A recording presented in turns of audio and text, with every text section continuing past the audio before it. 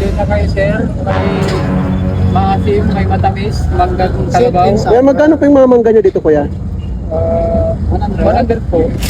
100. Opo, kasi mahal pa ang mangga ngayon, di pa parang mangga. Pura mangga. So mukhang dalawang klaseng mangga nyo dito kuya, no? Opo. Yan mango tsaka kinilabaw. Maasim Anong saka- klaseng mangga po meron kayo kuya? Yan mango saka kinalabaw. Kinalabaw. Oh, may maasim, may matamis. Ah, ganito nakabaso. May lagay mo yung stick. So ano po yung sausaw nyo dito kuya? Bagong lutong Pangasinan. Alamang ito? Lutong Pangasinan. Tapos meron ding asin. Opo. Anong oras kayo nag-open dito kuya? Alas 2 ng hapon. Hanggang Alauna ng 12. Pagkano. ng madaling araw. Madaling araw. So matagal na kayo nagtitinda dito kuya? About 2 years na dito. Dito pa lang sa isla dito. Up to 2 years na. So by the way kuya, saan located to?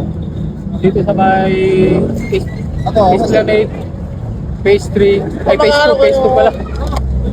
Dito sa bagong pasyalan, no? Bagong pasyalan. Dito matatagpuan yung masarap na bagong bangga. Tapos may sasawan silang ano no? Bagoong. Itong bagoong namin po.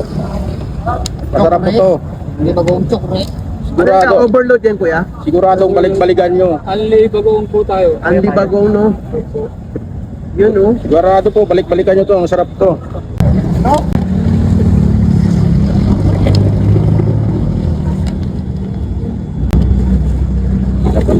Thank you po.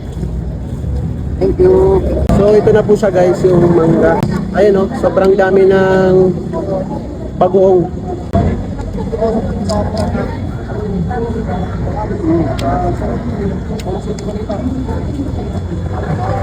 So hindi po siya maalat. Sarap. Hindi po maalat yung bagoong.